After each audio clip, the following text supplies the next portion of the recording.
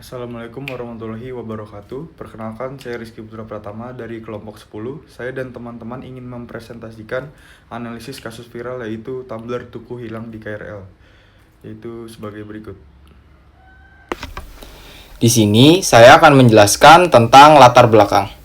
Media sosial telah mengubah cara masyarakat menerima dan menyebarkan informasi. Sebuah peristiwa yang awalnya bersifat pribadi, kini dapat dengan mudah menjadi konsumsi publik dalam waktu singkat. Kondisi ini menuntut organisasi dan perusahaan untuk memiliki kemampuan komunikasi yang cepat, tepat, dan beretika. Salah satu contoh yang menarik perhatian publik adalah kasus hilangnya tumbler tuku milik seorang penumpang KRL. Kasus ini tidak hanya membahas tentang kehilangan barang, tetapi juga menunjukkan bagaimana opini publik terbentuk dan bagaimana perusahaan harus mengelola komunikasi dan etika menghadapi sorotan masyarakat. Di sini saya akan menjelaskan tentang rumusan masalah. Yang pertama, bagaimana kronologi kasus tumbler tuku yang viral di media sosial. Yang kedua, bagaimana respons komunikasi PT KAI Komuter terhadap kasus tersebut. Dan yang ketiga, apakah penanganan kasus telah sesuai dengan kode etik public relation? Dan di sini saya juga akan menjelaskan tentang tujuan analisis. Yang pertama, menganalisis kasus berdasarkan perspektif public relations. Yang kedua, menilai penerapan kode etik PR dalam penanganan isu. Dan yang ketiga, memahami pentingnya komunikasi krisis dalam menjaga reputasi perusahaan. Kronologi kasus. Kasus ini bermula ketika Anita Dewi meninggalkan color bag di dalam KRL. Tas tersebut berhasil ditemukan dan dikembalikan oleh petugas. Namun, tumbler tuku yang berada di dalamnya dilaporkan hilang. Keluhan yang disampaikan melalui media sosial kemudian menjadi viral dan memicu berbagai tanggapan publik. Menanggapi hal tersebut, PT KAI Customer melakukan investigasi serta memberikan klarifikasi resmi kepada masyarakat. Mengapa kasus ini menjadi viral? Pertama, melibatkan layanan transportasi publik yang digunakan banyak masyarakat. Kedua, diunggah melalui media sosial sehingga mulai menyebar. Ketiga, muncul berbagai asumsi dan spekulasi sebelum informasi lengkap tersedia.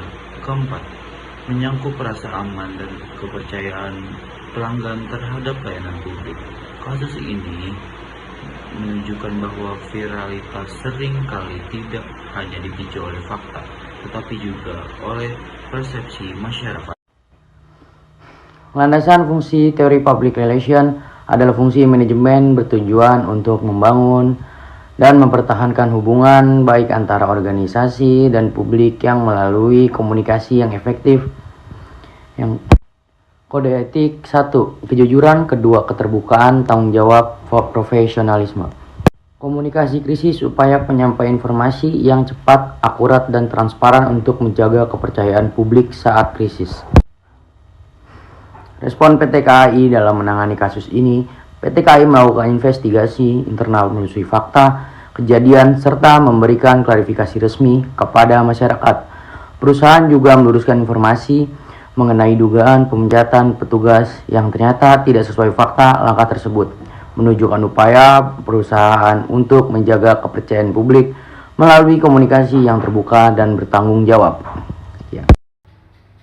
Berikutnya adalah analisis kode etik PR, kejujuran, tanggung jawab, keterbukaan.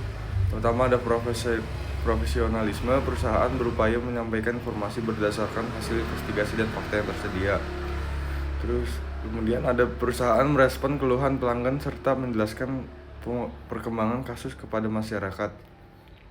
Ketiga, ada klarifikasi diberikan kepada publik untuk mengurangi kesimpang siuran informasi.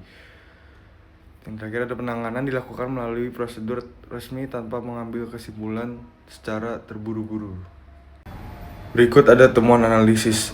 Hal positifnya yaitu investigasi dilakukan sebelum memberikan kesimpulan. Yang kedua, perusahaan memberikan klarifikasi resmi. Yang ketiga, upaya menjaga kepercayaan publik tetap dilakukan. Nah, berikutnya ada hal yang perlu dievaluasi. Salah satunya adalah respons awal sebelum cukup cepat. Yang kedua, spekulasi publik berkembang sebelum klarifikasi lengkap diberikan. Yang ketiga, arus informasi belum sepenuhnya terkendali. Dampak terhadap reputasi PT KAI. Yang pertama dampak negatif, yaitu menimbulkan keraguan terhadap keamanan barang penumpang dan juga memunculkan kritik terhadap sistem pelayanan. Dan selanjutnya ada dampak positif, yaitu menjadi bahan evaluasi pelayanan perusahaan dan juga mendorong perbaikan sistem komunikasi krisis. Dan selanjutnya ada insight. Reputasi perusahaan tidak hanya dibangun melalui kualitas layanan, tetapi juga melalui cara perusahaan menghadapi dan mengelola krisis.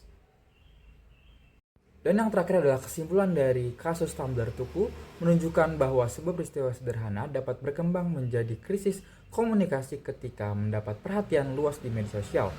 Berdasarkan analisis, PT KAI Komuter telah berupaya menerapkan prinsip kejujuran, keterbukaan, tanggung jawab, dan profesionalisme melalui investigasi serta klarifikasi resmi.